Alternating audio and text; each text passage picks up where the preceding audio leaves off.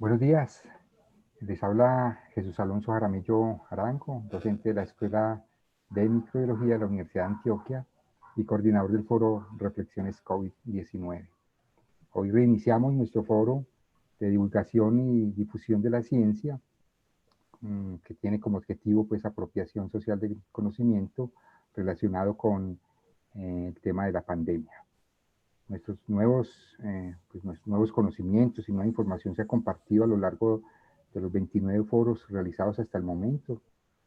Aspectos clínicos, epidemiológicos y de salud pública del virus y de la enfermedad han sido abordados por investigadores del país y del mundo. Un logro de indudable trascendencia para lograr comprender lo que es el virus y su relación con la vida en la sociedad contemporánea.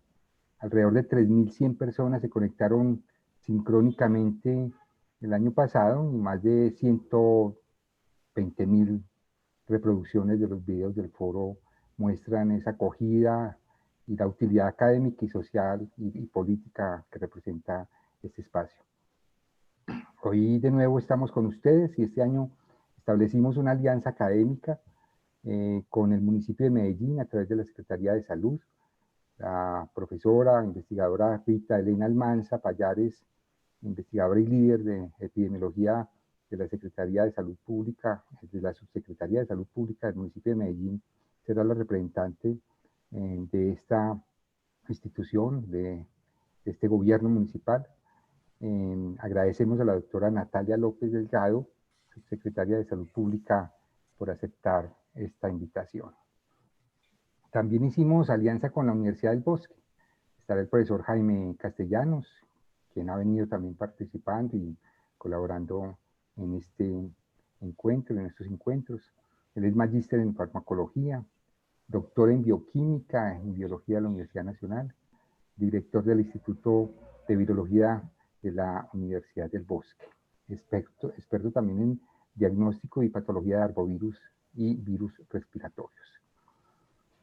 Bien, con esto pues queremos contarles que pues hemos robustecido las alianzas y queremos seguir robusteciendo la alianza que hemos estado haciendo desde el año pasado con diferentes unidades académicas, universidades y países y laboratorios en el mundo, y queremos aceptar nuevas invitaciones que seguramente podrán hacerse desde este momento. Un saludo especial al comité organizador del foro Reflexiones COVID, al doctor Juan Carlos Zapata, virólogo, asesor internacional de nuestro foro desde el principio del año pasado, pues, desde el principio de la pandemia, a los profesores de la Escuela de Microbiología Andrés Felipe Villa, la profesora Marlene Valencia, a la profesora de la Facultad Nacional de Salud Pública Mónica Lopera, al comunicador Diego Morales. También saludamos al profesor Ricardo Velasco, director de la Escuela de Microbiología, José Pablo Escobar, decano de la Facultad de Salud Pública.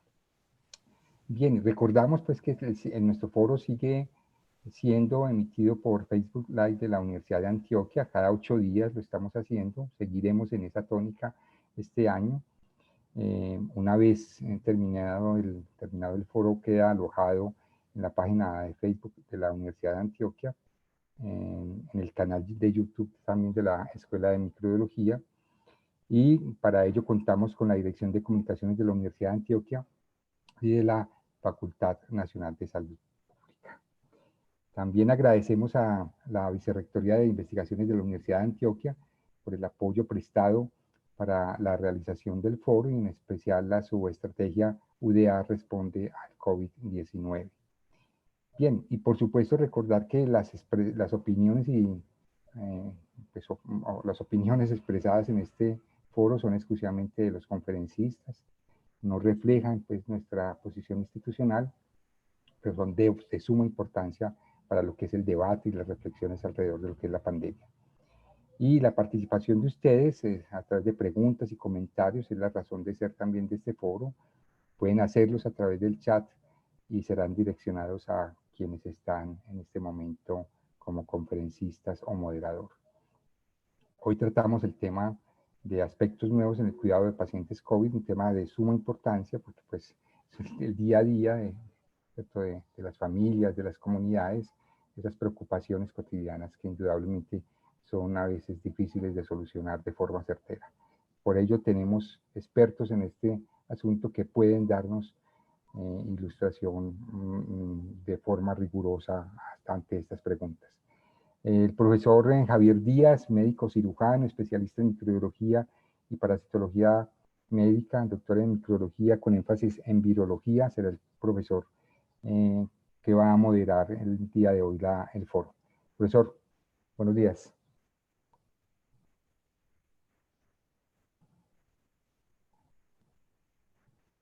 Profesor, tiene el micrófono apagado. Sí, perdón. Buenos días para todos.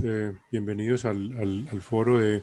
aspectos nuevos en el cuidado de pacientes con COVID-19. A mí me han invitado como moderador y mi primer tarea es presentar al expositor de hoy, que es el doctor Alfonso Rodríguez Morales. Voy a hacer una breve introducción a su amplio currículum vitae. El doctor Rodríguez Morales es médico de la Universidad Central de Venezuela. Ha realizado varios estudios de posgrado a nivel de maestría y doctorado en diferentes áreas de las ciencias biomédicas y actualmente ocupa varios cargos. Es docente e investigador senior del Grupo de Investigación en Ciencias Biomédicas de la Fundación Universitaria Autónoma de las Américas de Pereira Risaralda. Es vicepresidente de nuestra querida Asociación Colombiana de Infectología, ASIN. Además es miembro del Consejo de Sociedad Internacional de Enfermedades Infecciosas y es deputy editor de la revista Annals of Clinical Microbiology and Antimicrobials. Además, coordinador de la Red Latinoamericana de Investigaciones en Enfermedades por Coronavirus. Al doctor Alfonso Rodríguez le hemos encargado un tema un poco difícil, se llama Aspectos nuevos en el cuidado de los pacientes con COVID-19. Y digo que un poco difícil porque todo lo que hay con COVID-19 es nuevo. Las primeras publicaciones son de enero del año pasado y consultando únicamente las bases de datos de PubMed tenemos que han salido más de 12.000 artículos originales sobre COVID-19 o sobre el agente causal. Y esto sin contar muchas otras publicaciones que aún no están pues indexadas en esta base de datos por la premura que tenemos todos en tener el último dato sobre las últimas investigaciones con esta enfermedad. Entonces, le deseamos muy buena suerte al doctor Alfonso con esta tarea tan difícil y estamos hechos todo oídos para poder escuchar esta interesante charla. Doctor, es suyo el micrófono. Bueno, primero que nada, muy buenos días para todos. En primer lugar, muchísimas gracias por la invitación al comité organizador, Universidad de Antioquia, la Facultad Nacional de Salud Pública y la Escuela de Microbiología, usted también, el doctor Francisco, y en general todo el comité organizador que viene realizando este esfuerzo tan importante de diseminación de información muy valiosa con relación al COVID. Y ciertamente, pues, como lo vamos a abordar en la siguiente hora, en realidad hablar de COVID es hablar, primero que nada, de algo que en general es nuevo, como se ha planteado, pero en segundo término, que tiene, y como lo vamos a ver, una tasa de recambio de la información diaria. Todos los días está saliendo información, mucha de la cual es muy valiosa, sobre cosas que han de hecho también dentro de este periodo de tiempo cambiado de manera radical. Y dentro, pues, por supuesto, de todo esto, en las implicaciones que tiene, nos vamos a concentrar en hablar de tres grandes grupos de cosas, dentro de los cuales tenemos una cantidad muy amplia de aspectos a considerar. Como inicialmente hablar un poco de la epidemiología y los orígenes del COVID, rápidamente. Y especialmente nos vamos a concentrar en cosas novedosas desde el punto de vista de la evolución que hemos tenido en el conocimiento científico de la enfermedad, los aspectos clínicos, sus factores de riesgo, las consecuencias de todo ello y, por supuesto, es obligatorio hablar del estatus en este momento de lo que tiene que ver con terapia y vacunación del COVID, que son de las cosas también novedosas que en este momento tienen una gran importancia. Bueno, rápidamente, para hablar un poco de la epidemiología, es ya muy conocido ampliamente, solo para renombrar algunas cosas que son más conocidas, otras no tanto. El origen de esta enfermedad hace un año atrás en la ciudad de Wuhan, en la provincia de Hubei, tuvo muy rápidamente una expansión y como se ha venido discutiendo, especialmente en los últimos días, pues esta es una enfermedad que probablemente estaba circulando antes del famoso brote en el mercado de alimentos marinos de Wuhan, pero que sin lugar a dudas se ha venido dando cuenta de que esta es una enfermedad que tiene en principio un origen de carácter zoonótico. Obviamente por el tema de los viajes, de la movilización aérea, es una enfermedad que infortunadamente se diseminó rápidamente en Asia, en el Medio Oriente, en Europa, en Norteamérica y por supuesto la región de América Latina no iba a ser la excepción a esto. Estamos ya prácticamente llegando a un año de la llegada de los primeros casos. Para el mes de febrero, justamente del año pasado, finales de febrero, se presentaron los primeros casos que llegó a Brasil y luego empezamos a tener casos, por supuesto, en todos los países de la región, donde el primer caso oficialmente en Colombia lo tuvimos el viernes 6 de marzo de 2020, pero debemos recordar que por un lado, pues ya se estaban vigilando casos previo a esto, que se estaban investigando, y de hecho hay evidencia que se ha encontrado, especialmente el grupo de la Universidad del Rosario, que dan cuenta que en realidad el virus había entrado de forma más silente, por lo menos quizás un mes antes, e incluso algunos casos que están en discusión en algunas ciudades del país y que están de hecho por ser publicados en estos días, como es un caso de hecho justamente en la ciudad de Medellín. Entonces, debemos recordar que para ese momento pues había una situación muy compleja en países como Italia, que es de hecho donde llegan principalmente los casos importados a América Latina, y así fue especialmente el caso de Colombia, pero también en otros de la región, de Sudamérica, llegaron casos importados también de España, dado la situación también compleja que presentaba en ese momento, pero también se presentaron situaciones, empezaron a verse casos como la migración o los movimientos, por ejemplo, entre Ecuador y Paraguay, que dieron lugar a los primeros casos, por ejemplo, en este país. Y rápidamente, como en otras partes del mundo, América Latina se volvió un foco importante. En general, a nivel mundial, esta progresión de casos fue muy rápida. América Latina rápidamente empezó a ser un foco muy importante de la enfermedad, encabezado especialmente por Brasil, pero otros países de la región, como fue el caso de México, Perú, Chile, y ahí también la situación con Colombia, empezaron de hecho a puntear dentro de los primeros 10, 15 países con mayor número de casos, en donde solamente luego empezaron a haber algunos cambios de reemergencia, especialmente en Europa, y la situación particular que desde hace algunos meses atrás ha afrontado, por ejemplo, la India, donde se mantiene este siendo el segundo país con la mayor cantidad de casos a nivel mundial. Y aquí podemos ver, pues entonces, lo que era la situación hasta ayer en la tarde, donde pues Brasil sigue a la cabeza para América Latina, es el tercer país con mayor número de casos y hace parte del grupo de casi 20 países que tenemos a nivel mundial, donde está incluido dentro de este Colombia, Argentina, México y Perú también, de la región, que tienen más de 1 millón de casos.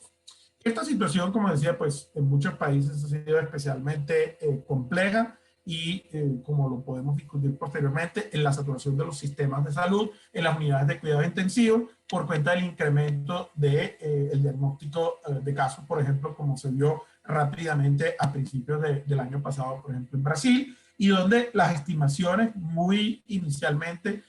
daban cuenta de que, por ejemplo, un país de la magnitud poblacional como Brasil podía amplificarse, lo cual la vigilancia epidemiológica empezó a detectar rápidamente. La vigilancia epidemiológica ha sido muy interesante con el COVID porque en muchos países, a la par de toda esta situación, esto se ha venido acoplando además con una vigilancia desde el punto de vista de lo que tiene que ver con el comportamiento del virus y en particular con la vigilancia genómica, en la cual en algunos países, incluyendo acá en América Latina, por ejemplo, se empezó a observar que quizás esos cambios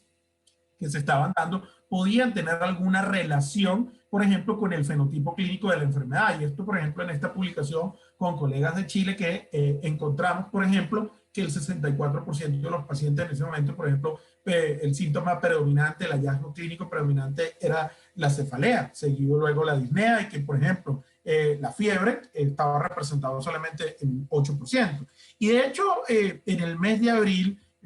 se empieza a ver, especialmente en Alemania, en Italia, pero también en otros países, la aparición de un hallazgo clínico que de hecho previamente no se reportaba en las primeras series de China y de otros casos importados en Asia, como es las alteraciones del gusto y del olfato, que hoy en día, pues ya esto se ha convertido en algo sumamente frecuente después de los reportes de casos y series de casos que se publicaron a nivel internacional, algunos por supuesto también de acá de América Latina o de Iberoamérica, pues esto ya es parte pues, cotidiana por la alta frecuencia que tienen y su asociación, por supuesto, con la aparición clínica de la enfermedad y las alteraciones del gusto y el olfato. En regiones como América Latina, además, hay varios elementos que inicialmente también se consideraron, que de hecho ahora los estamos viendo con mayor frecuencia e importancia, como es el impacto que tenía la llegada del COVID a una región que ya tenía sus propios problemas de salud pública, condiciones, por ejemplo, como el problema de la malaria, de las enfermedades inmunoprevenibles, del sarampión, de la difteria, especialmente en cuenta de los casos asociados con la migración forzada desde Venezuela, pero la situación con dengue en países como Ecuador, como Brasil, Perú, y el caso particular, por supuesto, también de Colombia no ha sido la excepción. Entonces, ante la llegada de los casos importados, la transmisión autóctona y luego la posibilidad además también de la concurrencia de otros patógenos, no solamente endémicos, sino patógenos respiratorios, como ha sido el caso, por ejemplo, de las coinfecciones respiratorias, virus de influenza, entre otros, ha sido un escenario también complejo en toda esta situación que a veces ha sido también llamada de sindemia. Y en el caso específicamente del dengue, se empezaron a reportar por diferentes grupos en diferentes países también esta situación de cómo podía impactar esa concurrencia del solapamiento. Por ejemplo, vemos claramente en Colombia, donde veníamos de una situación de epidemia con dengue y empezamos el año 2020 con una situación de epidemia que empezaba a solaparse y a ser concurrente con la situación del COVID-19, en donde además ahora en algunas ciudades del país se han empezado a presentar casos incluso de las llamadas coinfecciones. En el caso específicamente de Colombia, pues las curvas son elocuentes. Tuvimos especialmente a mediados del año pasado una situación de un primer pico y por supuesto lo que sucedió hacia finales de diciembre, principios de enero, que pues ha sido un segundo pico en diferentes indicadores que por supuesto podemos observar, donde a la fecha llevamos ya más de 2 millones de casos, 51.000 casos activos en este momento y por supuesto el resto de casos que a la fecha o se han recuperado o ese porcentaje de alrededor del 3% de los pacientes que pues infortunadamente han fallecido. En muchos departamentos y acá en Risaralda por supuesto no ha sido la excepción. Hemos tenido una situación muy compleja desde el punto de vista de la ocupación y esto incluye no solamente en general las áreas COVID, sino en particular el tema de las unidades de cuidado intensivo. Se destaca, por supuesto, en todo este tiempo lo que ha sido el progreso desde el punto de vista de la realización de las pruebas diagnósticas, no solamente de las PCR, más de 7.700.000 procesadas a la fecha, sino también ahora la utilidad que tienen en un diagnóstico rápido el uso, por ejemplo, de las pruebas antigénicas y en otros contextos diferentes que podemos posteriormente discutir las implicaciones desde el punto de vista de las pruebas serológicas, donde pues a la fecha hemos tenido una positividad acumulada en las pruebas de un 24%, que por supuesto tiene sus variaciones en asociación muy clara con lo que mencionábamos anteriormente de los comportamientos que hasta el momento hemos tenido en Colombia, que se ve, como decía, no solamente en el tema específicamente de los casos que se han diagnosticado a lo largo de este periodo de tiempo, sino también, especialmente cuando vemos algunos indicadores como los promedios semanales en lo que tiene que ver, por ejemplo, con el número de muertes confirmadas diarias en asociación con el COVID-19. El comportamiento en Colombia ha tenido una distribución demográfica importante, especialmente en cuanto al número de casos en el grupo especialmente de 20 hasta 40 años de edad, que es la proporción más importante, pero también, por supuesto, tenemos una importante consecuencia, no tanto en el número absoluto de casos en los grupos de edades más avanzadas y en el grupo de la población pediátrica, sino que especialmente en el caso de la población mayor de 60 años, en relación, por supuesto, con las muertes por la edad y por los factores de riesgo asociados.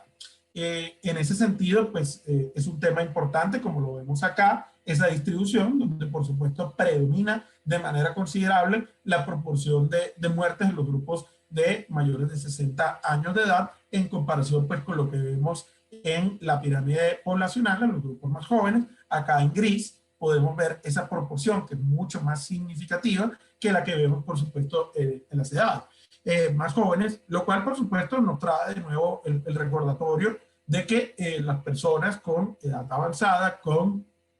factores de riesgo, son los grupos que tienen, por supuesto, un mayor chance de evolucionar a formas graves y letales de la enfermedad, lo cual no quiere decir que no ocurran casos graves y fatales también en personas jóvenes y, por supuesto, también dentro de los casos pediátricos. En relación, pues, con la distribución por género, en los casos en general no hay una distribución muy diferente, pero entre los fallecidos, y esto es algo que se ha visto también en otros países, hay un predominio ligeramente mayor,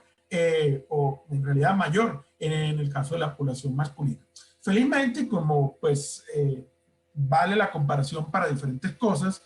la mayor parte de los casos, por supuesto, se han recuperado, el 83% de ellos, y la mayoría de los casos corresponden a casos leves que son manejados en casa. Solo una proporción que está alrededor de un 15 a 20% según la variación van a requerir predominantemente hospitalización, y un menor porcentaje, por supuesto, van a terminar en unidades de cuidados intensivos.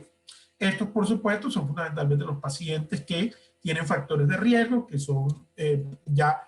muy conocidos, como el caso especialmente de la hipertensión, de la diabetes, entre otras condiciones, que van a ser los pacientes que van a evolucionar hacia formas graves y que van a congestionar, de hecho, las unidades de cuidado intensivo, que, como decía, pues ha sido una situación que durante algunos momentos en muchas ciudades y municipios del país, pues ha cobrado mucha importancia en esa situación compleja de colapso del sistema de salud, que impacta de diferentes formas y maneras y tiene, por supuesto, múltiples implicaciones. Cuando hablamos del coronavirus, entonces, pues es pertinente también recordar que el COVID-19, el virus SARS-CoV-2, no es el único agente infeccioso que ha preocupado con relación al grupo de los coronavirus. Previamente, el SARS y el MERS han sido de una importante preocupación, y previo justamente a la epidemia de COVID-19, en realidad en coronavirus había una proporción de investigación significativamente menor cuando lo comparamos con otras enfermedades. Y sin embargo, el SARS y el MERS también en sus momentos de mayor importancia en el año 2002 y el año 2012 generaron incrementar el número de investigaciones, como muy bien lo mencionaba en la introducción el doctor Francisco, y ha sido pues un disparo muy importante de la investigación en un agente que es nuevo y que por ende puede tener implicaciones nuevas desde el punto de vista clínico, como de hecho al compararse ha visto. Pero es saludable recordar además que este grupo de los coronavirus, donde se encuentra el SARS-CoV-2, que es específicamente un beta coronavirus, hace parte de una familia, la familia Coronaviridae, en la cual de hecho están incluidos 46 especies de coronavirus, de las cuales en realidad tenemos 7 de ellos que hasta la fecha afectan directamente al ser humano, 4 de ellos que ya venían circulando ampliamente en el mundo, y el caso de estos dos, el SARS y el MERS, que ya habían generado epidemias previamente, en el 2002 en China, el caso del SARS, y en el Medio Oriente, en Arabia Saudita, en el año 2012, el caso del MERS, que de todos ellos, especialmente este, ha tenido, digamos, una mayor claridad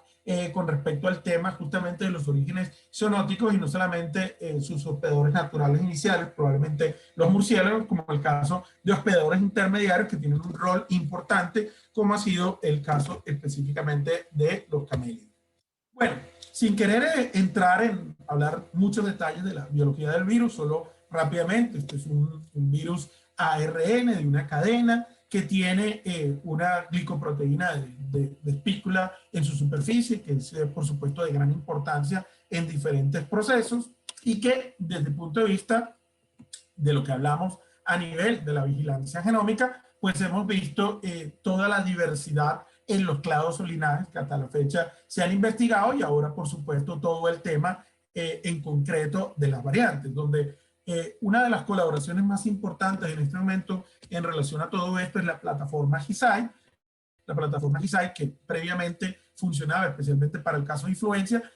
ha sido una plataforma muy importante para comprender esa diversidad genómica del virus, y que a la fecha lleva casi 400.000 genomas incluidos en su base de datos, donde podemos ver justamente el predominio de algunos clados o linajes en las distintas clasificaciones que pudiéramos hablar, clados para la clasificación original de GISAID o los linajes pangolín, como es el caso del GR, del GH, del GB, entre otros, que han variado a lo largo del tiempo de esta pandemia, y donde pues obviamente esto tiene diferentes implicaciones. Y en ese sentido, actualmente hay varias iniciativas, como el caso de la plataforma Covariance, donde aquí justamente pues está haciendo también un esfuerzo por hacer un monitoreo del comportamiento de esas variaciones a nivel mundial, porque como vamos a ver, esto tiene diferentes implicaciones, y una de las que en este momento ha preocupado bastante, y que de hecho menciono inicialmente, es el impacto que esto puede tener con respecto a la eficacia de las vacunas que se han empezado a desplegar, que están disponibles, que se están aplicando a nivel mundial, como el caso, por ejemplo, de la vacuna de AstraZeneca y la Universidad de Oxford, la vacuna CHAdOx o AZD1222, también llamada comercialmente en algunos países Covishield, donde ha habido, por ejemplo, en países como Sudáfrica, ante la aparición de estas nuevas variantes, preocupación por la posibilidad de que exista una falta de eficacia. En tal sentido, pues, y como lo menciona hace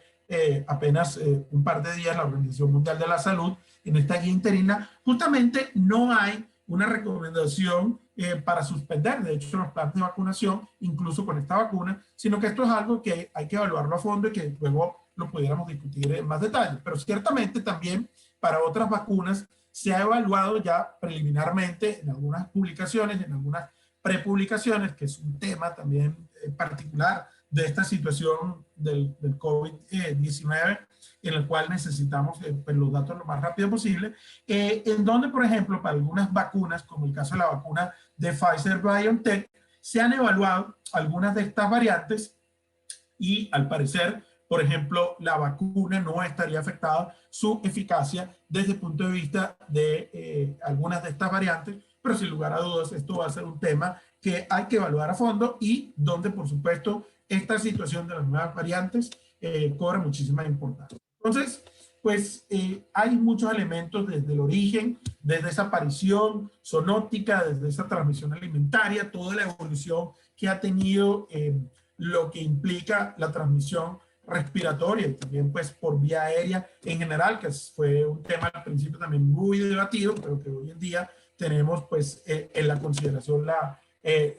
mucha mayor claridad en relación a esto. Y por supuesto otro tema que pues está aún dentro de las discusiones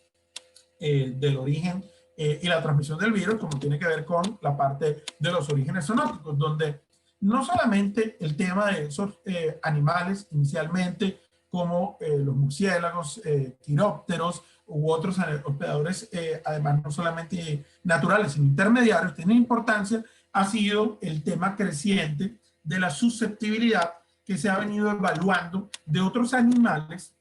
Ha sido especialmente el caso particular de los felinos, los gatos, leones, tigres, una situación preocupante porque se han venido documentando en Asia, en Europa, en Norteamérica e incluso recientemente también en América Latina, pues la susceptibilidad y la posibilidad de que algunos otros hospedadores en ambientes domésticos, en ambientes de producción y en el ambiente salvaje puedan ser susceptibles a la infección, y de hecho se han documentado casos, y esto es un tema que seguirá por supuesto en la preocupación en diferentes escenarios ecoepidemiológicos que por supuesto toca tener presente, en adición, como decía, al origen, los hospedadores naturales y los hospedadores intermediarios que pueden infectar al ser humano en esos ambientes, sino también la posibilidad, como se ha observado adicionalmente, que el ser humano puede ser una fuente de infección, por ejemplo, para gatos y para otros animales. Bueno, muy rápidamente, también ha sido un objeto de interés el comprender todo lo que tiene que ver, por supuesto, a nivel de la infección celular, a nivel, por ejemplo, de las células blanco, y eso especialmente ha tenido un enfoque particularmente también relacionado con lo que es el blanco, los posibles blancos terapéuticos, tanto intra como extracelulares, que se han venido evaluando durante todo este tiempo, como ha sido, por ejemplo, el caso de la cloroquina, el caso de la hidroxicloroquina, fármacos como la citromicina, antivirales como el lopinavir, el remdesivir,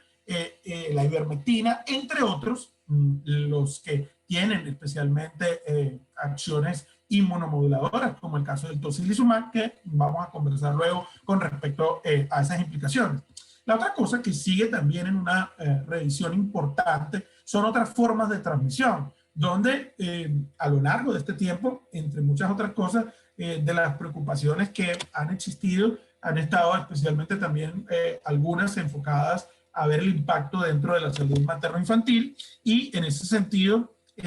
pues al parecer, felizmente, la frecuencia de casos congénitas es un evento raro, es un evento infrecuente, pero lo que sí podría especialmente tener una especial importancia que se ha visto y que de hecho tiene muchas consideraciones en la discusión, incluso para el tema de la priorización en vacunación, tiene que ver con el hecho de que el COVID durante el embarazo pues complica obviamente la condición del embarazo y de hecho incrementa de forma muy notable, como lo han mostrado algunos datos, la frecuencia de parto pretérmino con las implicaciones que ello tiene.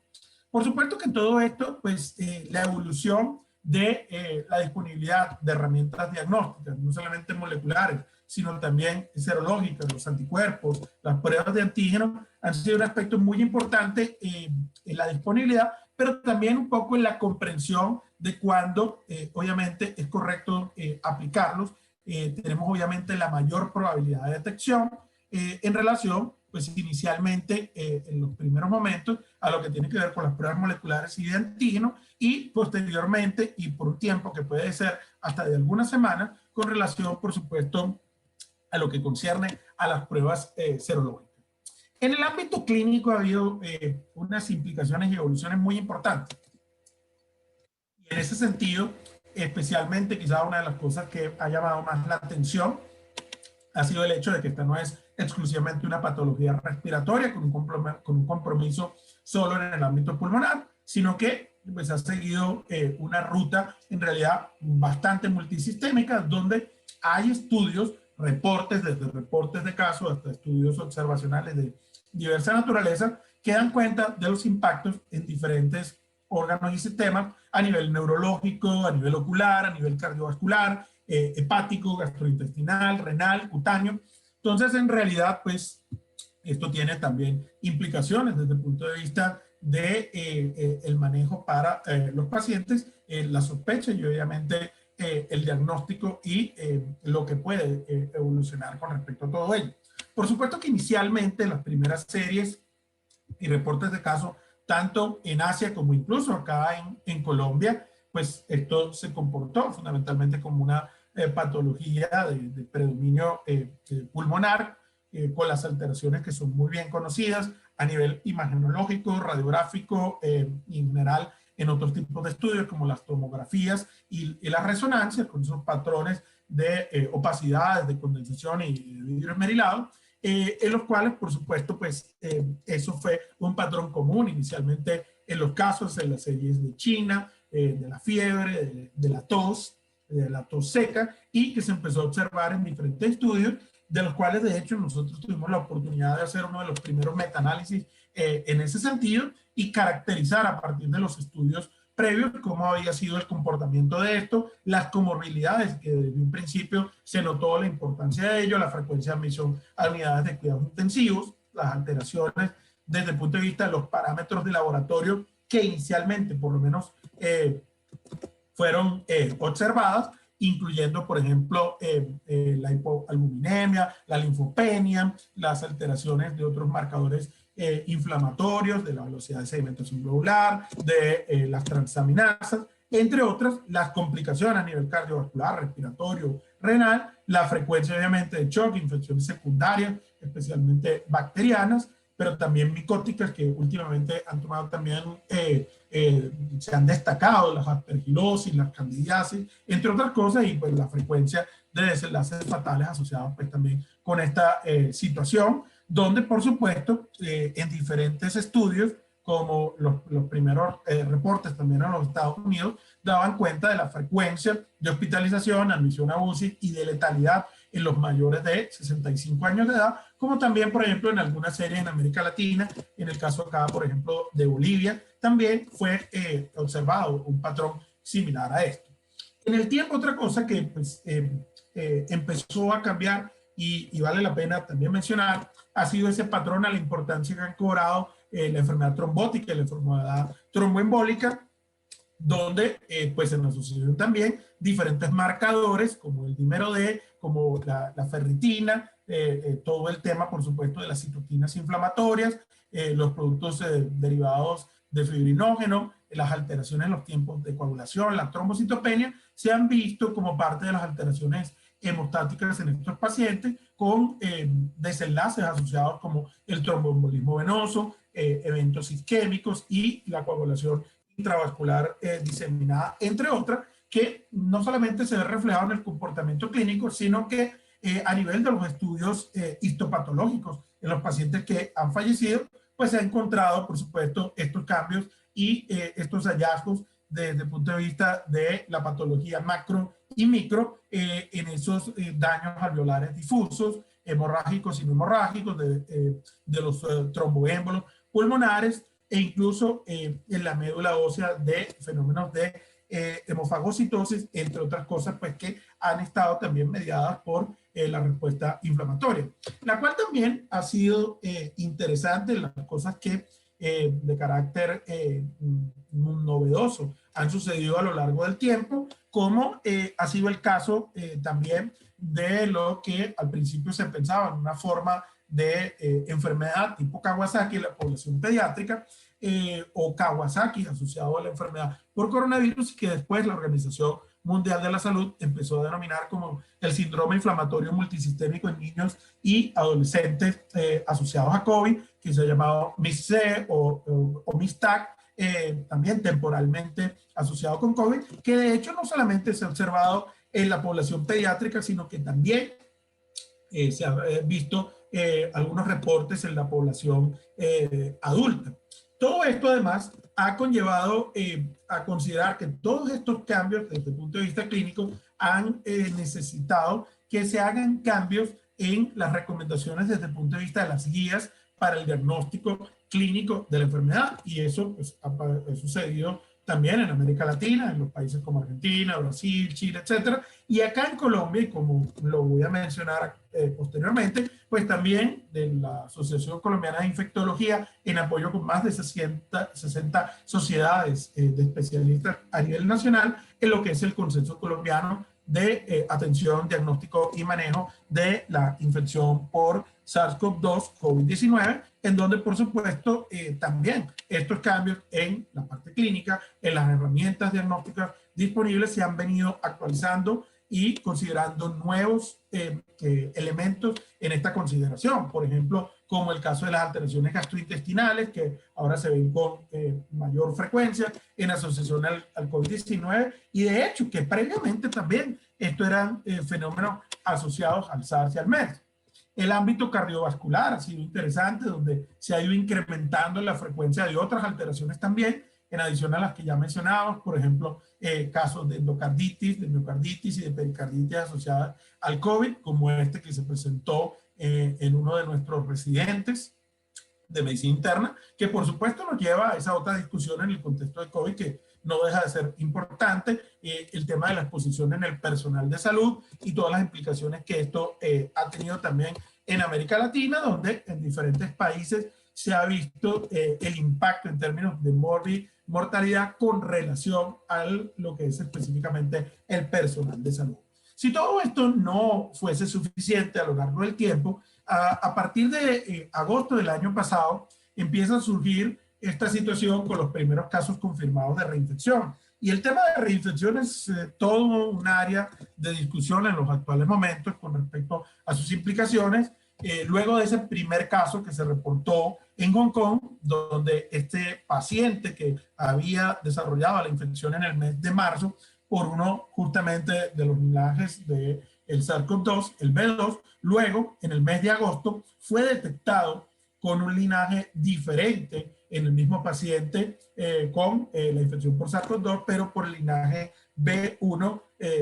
B.1.79. Y de allí, pues, la importancia que todo esto tiene desde el punto de vista del análisis genómico, filogenético de la enfermedad, que luego en otros casos sucesivos que se fueron reportando en diferentes países, ha incluso llevado también a diferentes organismos a nivel internacional a tomar esto en consideración en las implicaciones que, por supuesto, la aparición de estos nuevos casos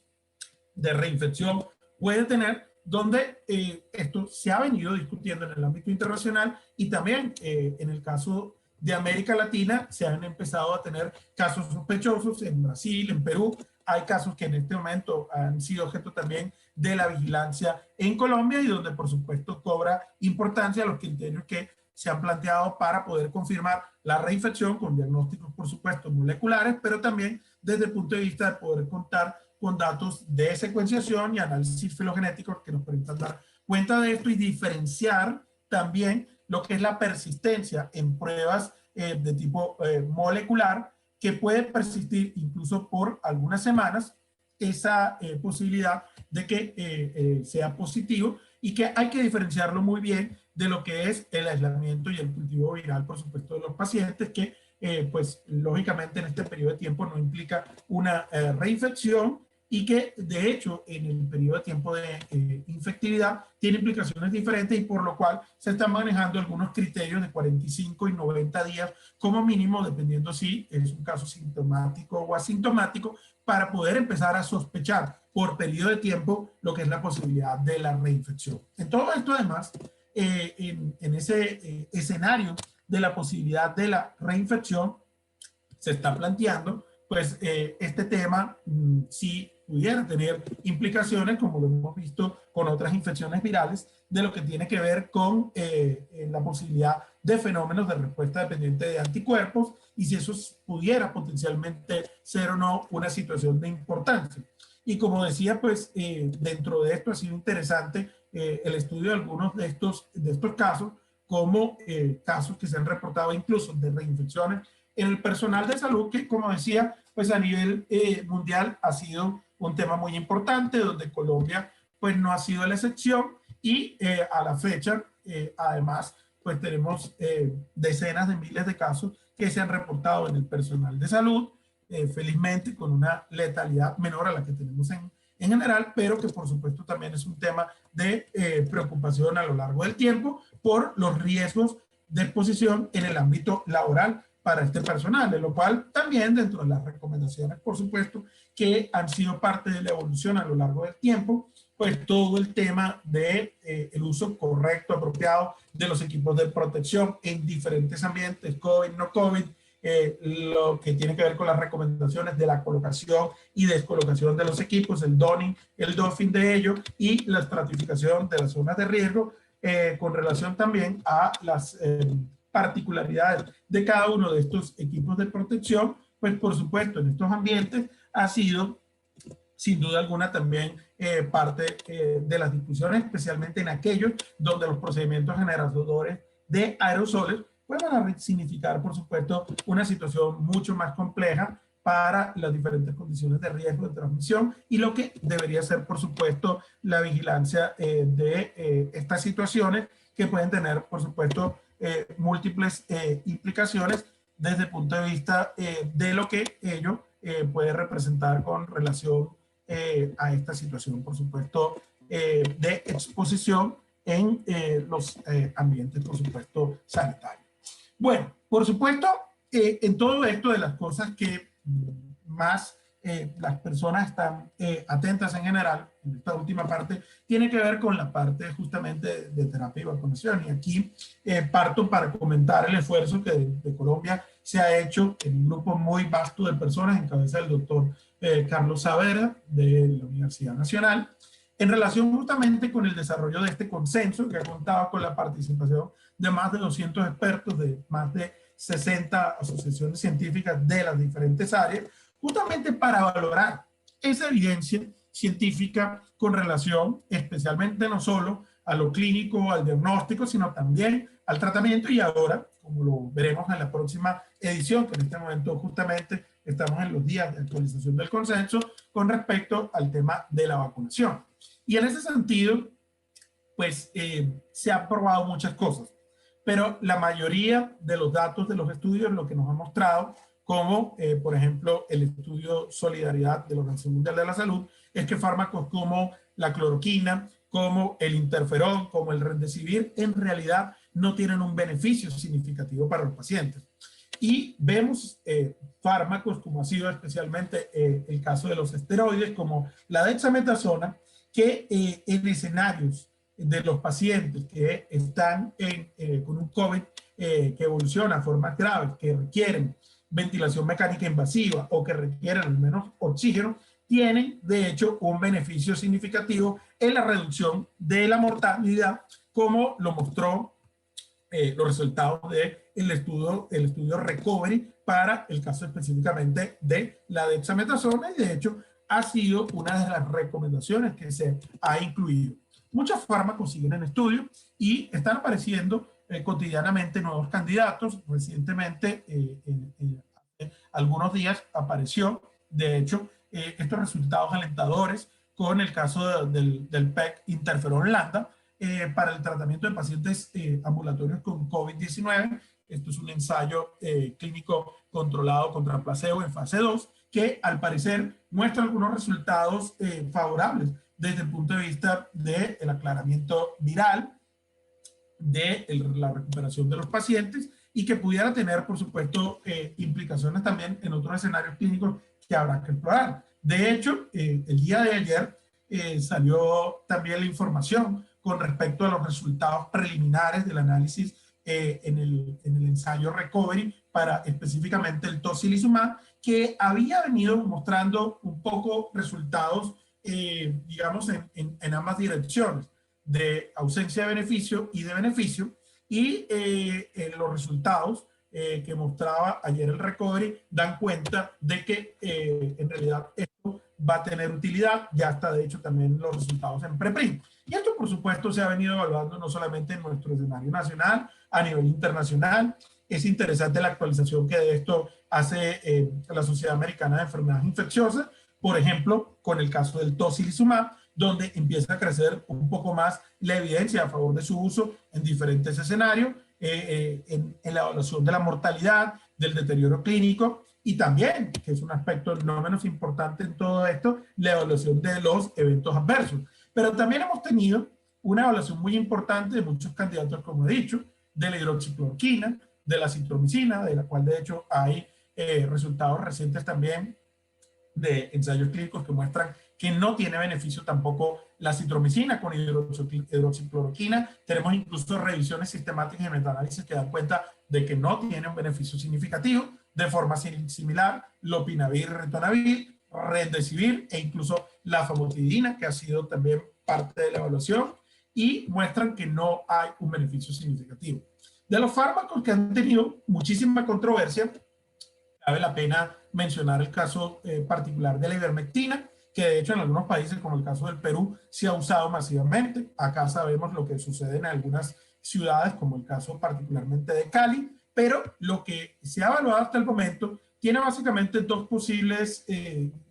grandes posiciones, como es que no hay recomendación a favor o en contra, como la que ha tomado recientemente el NIH, o como la que han tomado la mayoría de sociedades científicas de infectólogos en América Latina, incluyendo la CIN en su consenso, y sociedades de Brasil y de otros países, donde es similar a lo que presenta la IHSA, que no encuentra evidencia científica suficiente a favor de la recomendación del uso de ivermectina fuera de ensayos clínicos, ni en el contexto de pacientes hospitalizados, ni en el contexto de pacientes ambulatorios, porque justamente, pues, o tenemos estudios de pobre calidad o de tamaño limitado, los cuales pueden presentar muchos sesgos y no tenemos un ensayo clínico lo suficientemente contundente que permita, por supuesto, hacer una recomendación de este medicamento. De hecho, hay un estudio que ha sido anunciado en los medios, realizado por el grupo del doctor Eduardo López, en la ciudad también de Cali, que en un ensayo clínico aprobado para su realización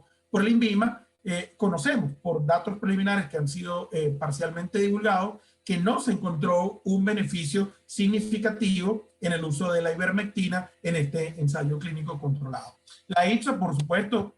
sigue la recomendación que ya comentaba con respecto al uso de los corticosteroides, particularmente de la dexametasona, porque para ellos, pues, en algunos escenarios tenemos una certeza elevada, en otros una certeza moderada de su utilidad, y por ello, por supuesto, pues, las recomendaciones han ido en esa dirección y en ese sentido. Por supuesto que lo último que no podemos dejar de mencionar en todo esto ha sido lo concerniente a las vacunas. Sabemos que tenemos un amplio escenario de plataformas biotecnológicas con respecto al tema de vacunas, vacunas de ARN mensajero, vacunas de vectores virales, entre otras aproximaciones que se han hecho, y ha habido, felizmente, una creciente cantidad de publicaciones de estudios preclínicos y de los resultados de estudios clínicos de fase 1, fase 2 y ahora también de fase 3, que nos permiten hacer ya la afirmación de tener, pues, un escenario muy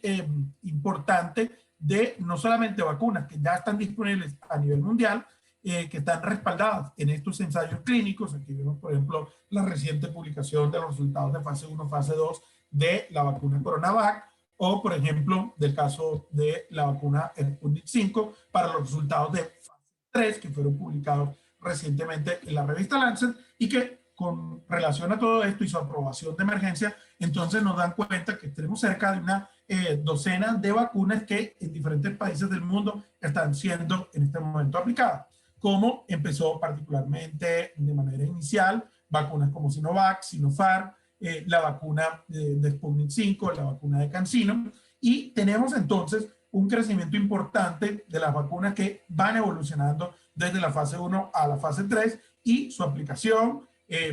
por supuesto, con todas las implicaciones que tienen, la importancia de los mecanismos a través de los cuales se da, por supuesto, la generación de inmunidad en estas vacunas. Y como vemos acá, por supuesto, el comprender que tenemos vacunas que tienen plataformas muy diferentes, y en este momento las que vemos acá son las que especialmente han alcanzado la posibilidad de aplicación en diferentes países, como ha sido el caso de la vacuna de Pfizer-BioNTech, la vacuna de Moderna, la vacuna de Gamaleya, la vacuna de Oxford-AstraZeneca, la vacuna de CanSino y otras que vienen más atrás con resultados interesantes, por ejemplo, de Johnson & Johnson, la de Novavax, y otras que se han evaluado también, como el caso de las vacunas chinas de Sinopharm y de Sinovac. Estas vacunas, aparte, por supuesto, de sus plataformas biotecnológicas, tienen características diferentes desde el punto de vista de su eficacia, desde el punto de vista de su forma de aplicación, de almacenamiento, que, pues, por supuesto, tiene también implicaciones desde el punto de vista del impacto en la logística diferencial, y por lo cual también se ha planteado que vamos a necesitar el uso de diferentes vacunas de ellas, precisamente por las características, no solamente en esto, sino también que algunas han tenido una evaluación en grupos poblacionales también diferentes, que pueden tener, por supuesto, implicaciones iniciales para poder aplicarlos también en esos grupos. Aquí vemos para el caso de la vacuna de Pfizer-BioNTech, en los países en los cuales o se ha aprobado su posibilidad de que ingrese, o ya de hecho se están aplicando, como por ejemplo ocurre especialmente en los Estados Unidos y Canadá. En forma similar, también otra vacuna de ARN mensajero, como es el caso, por ejemplo, de la vacuna Moderna, de una eficacia similar, de una aplicación similar, y esta está siendo especialmente aplicada en Europa y en Norteamérica. La vacuna Sputnik 5, que al principio tuvo dudas, discusiones, hasta implicaciones de carácter político, pero que ya estos resultados recientes publicados en Lancet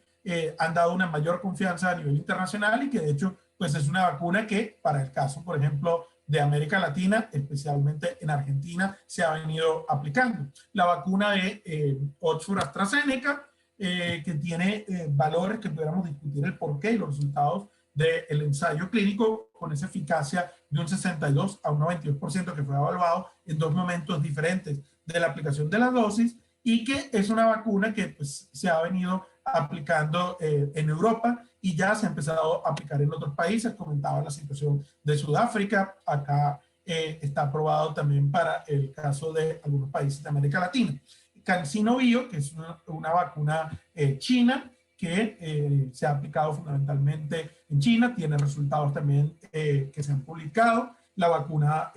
así de Gamaleya, que tiene pues, los resultados de fase 1, fase 2, fase 3. Está la vacuna del Instituto de Wuhan, de la cual también hay algunos resultados de fase 2 que se han publicado recientemente en JAMA. La vacuna de Sinopharm, que está aprobada, por ejemplo, en el caso de América Latina, para su aplicación en Argentina, recientemente también en Perú, y hay resultados de los estudios preclínicos y algunos datos preliminares, por supuesto, de sus fases 1 y fase 2. La vacuna de Sinovac, de forma similar también, que también es de China y que tiene también resultados en prepublicación hasta su fase 2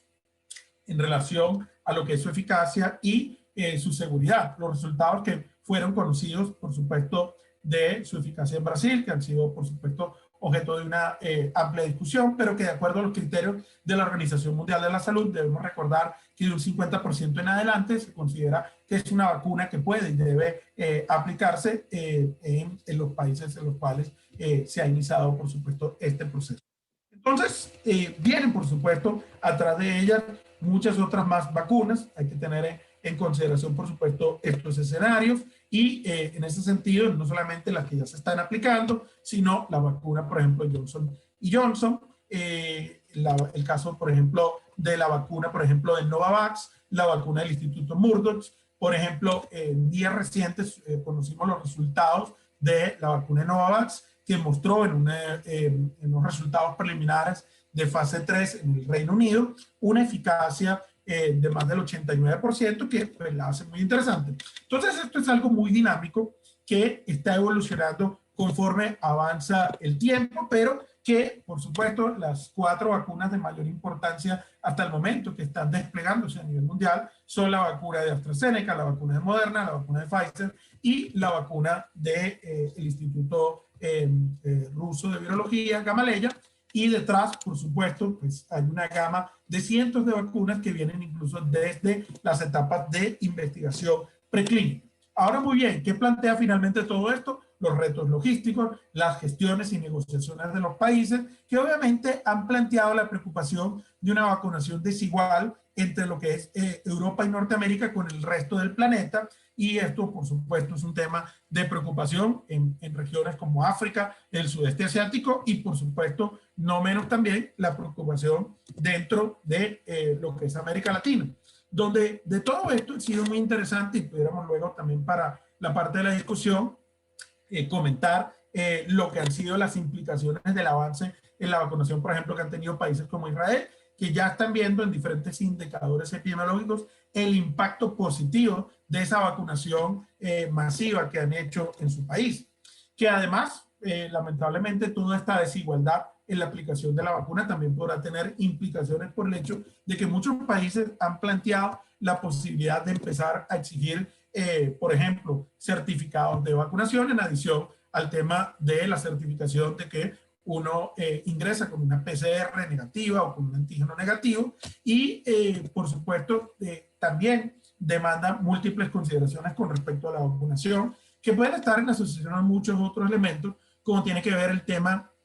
de la educación y de la percepción positiva o negativa que frente a la vacunación se tiene por los temas de eficacia y de seguridad que lamentablemente pues, están en la sombra de la desinformación en la población y que hay que ver en los países donde hay experiencias positivas con esto, pues lógicamente que son vacunas que felizmente tienen un perfil muy alto de eficacia y una muy buena seguridad, por lo cual en realidad debemos hacer un fomento y una promoción muy importante de la vacunación contra el COVID en países incluso como el caso de Colombia, donde todavía no contamos con las vacunas, porque ya sabemos que datos de estudios que se han venido haciendo, como por ejemplo las encuestas del DANE, dan lamentablemente proporciones tan altas como casi un 60% en lugares como el área metropolitana de Cali, donde la población no estaría dispuesta a vacunarse, y esto es un tema que por supuesto da para muchísima discusión. Finalmente, para cerrar, pues en este rápido recorrido por tantas cosas que ha representado el cambio en lo que ha sido el COVID-19, pues como lo planteamos en este editorial a principios de la pandemia el año pasado, pues estábamos esperando lo inesperado, y esto se ha convertido hasta el momento en la pandemia del milenio, pero es importante no olvidar todas las lecciones que se han aprendido en este contexto, porque muy probablemente esta no va a ser la última pandemia, y tenemos otras amenazas, incluso de origen zoonótico, como es el caso, por ejemplo, de los diferentes influenza, H5N6, H6N6, H5N1, H9N2, que en algunos países, especialmente de Asia, en los últimos meses han causado algunas preocupaciones por situaciones especialmente en el compromiso de estas formas de influenza aviar, donde incluso ha habido que llegar a el sacrificio de una gran cantidad de aves, y es un tema que sigue preocupando en orígenes zoonóticos de enfermedades virales emergentes. Bueno, para finalizar, invitarlos a visitar la página web de nuestra colaboración internacional, la red LANCOVID, que tenemos colaboración con múltiples instituciones a nivel nacional y a nivel internacional, y por supuesto invitarlos a visitar la página web de nuestra Asociación Colombiana de Infectología, donde tenemos también allí un espacio específicamente para información del coronavirus, tanto para el personal de salud como para la población en general, y que puede ser de mucha utilidad. Las guías, consensos, artículos, videos, entrevistas y muchas otras cosas más que están siendo constantemente actualizados. Y bueno, por su atención, muchísimas gracias, y como cierre muchas presentaciones, como decía el poeta Luciano Gómez, en algún momento siempre la invitación abierta a visitar a Pereira por esto, por su belleza, la zona del eje cafetero, donde este poeta decía: en Pereira no hay forasteros, todos somos pereiranos. Y muchísimas gracias. Muchísimas gracias a usted, doctor Alfonso Rodríguez Morales, por esta charla donde hizo lo que a mí me parecía imposible, ser al mismo tiempo comprensivo y sintético. Y también le agradezco mucho su ajuste preciso al tiempo asignado. Estamos con el panel de preguntas abiertos. Todos están bienvenidos a formular sus preguntas o sus comentarios. A mí me vayan a ir llegando acá por el WhatsApp, y estaré transmitiéndoselas al doctor Alfonso a medida que van llegando. Aquí hay una primera pregunta que dice: ¿qué pasa si el gobierno recibe solo un lote de vacunas y no puede realizar la segunda vacuna? Bueno, primero que nada sabemos que incluso una sola dosis genera inmunidad, y de hecho eso es lo que se desprende, por ejemplo, de datos como los ensayos que se tienen, por ejemplo, para el caso de la vacuna de AstraZeneca, que incluso el análisis inicial de lo que fue la primera dosis, sabemos que generó una inmunidad cercana a un 90%, de manera tal de que se ha discutido y se ha planteado que aún en ese escenario tiene utilidad la colocación de la vacuna, por lo cual no se debería, digamos, desestimar la vacunación por el hecho de que solo se pudiera llegar a colocar una sola dosis. Muy bien, gracias, doctor. Hay una segunda pregunta que dice lo siguiente: ¿qué se sabe de la hipótesis del coronavirus por consumo de alimentos contaminados, por consumo de alimentos congelados contaminados? Repito la pregunta: ¿qué se sabe de la hipótesis, supongo, de la aparición del coronavirus por consumo de alimentos congelados y contaminados? Bueno, en ese tema todavía se necesita mucha más evidencia para poder realmente reconocer la importancia que potencialmente tiene como una forma de transmisión significativa de la transmisión alimentaria. De igual manera, y digamos en el paralelo, esto entra dentro de otros componentes relacionados, como ha sido la detección del virus no solamente en alimentos, en aguas, por supuesto en superficies, y sabemos por los estudios que se han venido haciendo que en realidad estos son formas o fuentes de infección para el virus que son mucho menos importantes, por supuesto, que la transmisión respiratoria y aérea. Entonces, es un tema que hay que seguirlo estudiando, pero sobre el cual no hay la suficiente evidencia para establecer, por lo menos en este momento, que realmente eso pueda ser realmente una forma importante de adquisición del virus. Gracias, doctor. Mientras llegan más preguntas, voy a transcribir parte de un comentario firmado por Luis Fernando Cadavid. No es realmente una pregunta, sino una especie de opinión o de comentario, que dice así: esto será otro virus más como el dengue y la malaria, y menos mortal que estos dos,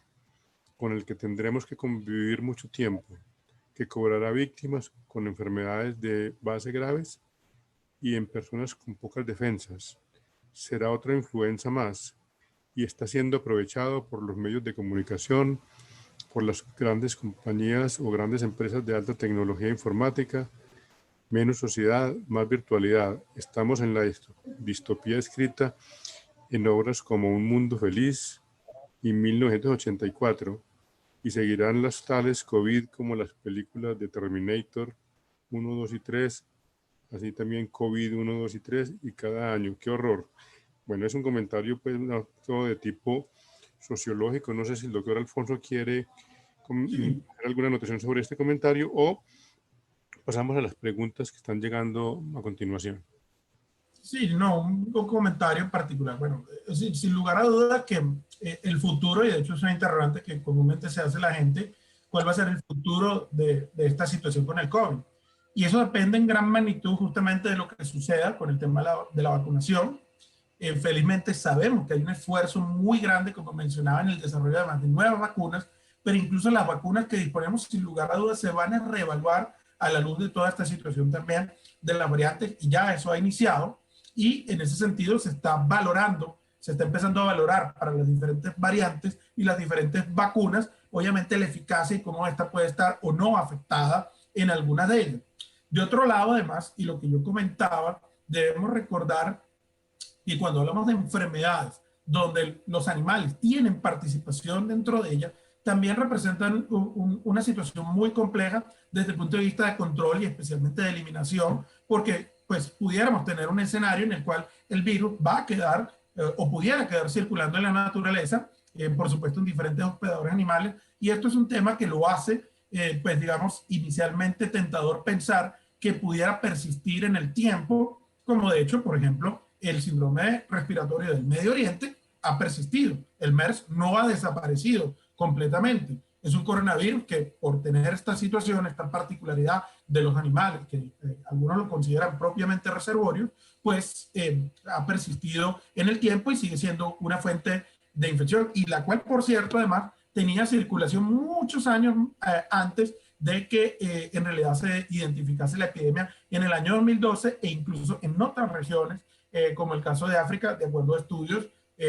empleando muestras que estaban guardadas donde se detectó este virus. De manera tal de que, en ese orden de ideas, pues por supuesto hay que entender toda esa situación con respecto a lo que potencialmente puede pasar, pero lo que no podemos hacer es desestimar la importancia relativa que tiene la enfermedad. Y eso es importante porque incluso si analizamos datos objetivos, primero, no solamente tenemos más de 2 millones de muertos por consecuencia del virus, sino que cuando analizamos ya lo que son los escenarios específicamente, por ejemplo, dentro de los pacientes que ingresan a los hospitales, hay datos muy interesantes como los publicaban hace algunos días en un estudio de Toronto, donde comparó lo que era la mortalidad de los pacientes que ingresaron por COVID versus los pacientes que ingresaron por influenza. Y de hecho ahí daba cuenta de que la mortalidad por COVID era el doble de la mortalidad por influenza en este estudio. Entonces, eso hay que manejarlo con cuidado. No podemos irnos ni a un extremo ni a otro, y hay que darle, por supuesto, la importancia y el peso relativo que tiene, obviamente, la enfermedad por coronavirus 2019.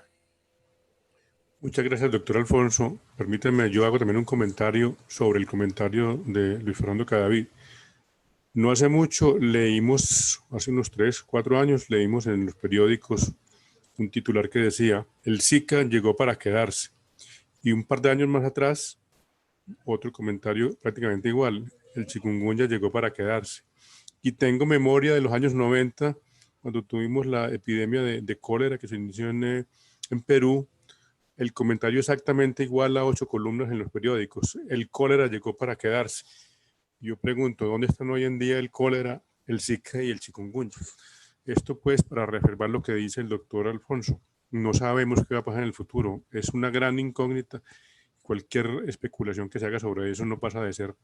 exactamente eso, una especulación. Ahora voy a continuar con las preguntas.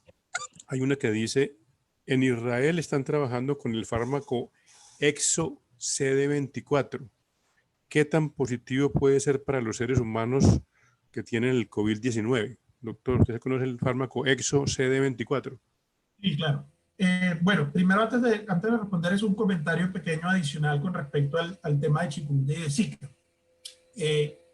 Ciertamente tuvimos epidemias de chikungunya y Zika en los países de América Latina, incluyendo Colombia, particularmente en 2015 y 2016 respectivamente. Pasó la epidemia. ¿Qué pasó? Ambos virus cayeron. ¿Desaparecieron por completo? No. Eso es un comentario importante a tener presente. El año pasado y los años previos, 2019, 2018, etcétera, se han reportado de casos de chikungunya y Zika. Obviamente el nivel de casos es sumamente bajo. El año pasado, más o menos entre las dos enfermedades, se reportaron 300 casos, más o menos 150 casos de chikungunya y 150 casos de Zika en Colombia. Eso es sumamente bajo, pero no ha desaparecido por completo. Y una pregunta que se plantea a mucha gente es si puede volver a resurgir, como de hecho ha resurgido en ocasiones la situación del dengue. Eso es para la reflexión. Con respecto a los fármacos como el ExoCD24, ¿qué ocurre? Hay muchos fármacos que van apareciendo como candidatos. De hecho, yo no había mencionado en la presentación, pero también está recientemente entre las cosas que han sucedido con fármacos incluso de mucha más fácil aplicación, el caso también de la colchicina. ¿Y qué ocurre con todos estos medicamentos? Son medicamentos candidatos que hay que evaluarlos, estudios, idealmente en ensayos clínicos. Y cuando tengamos en esos ensayos clínicos estudios que demuestren que tienen una apropiada eficacia y una apropiada seguridad, pues obviamente podremos recomendar su uso. Pero hasta el momento ese no es el caso del ExoCD24, sino tampoco es el caso incluso de la colchicina, que había anunciado unos resultados que aparentemente daban cuenta que podría tener un efecto benéfico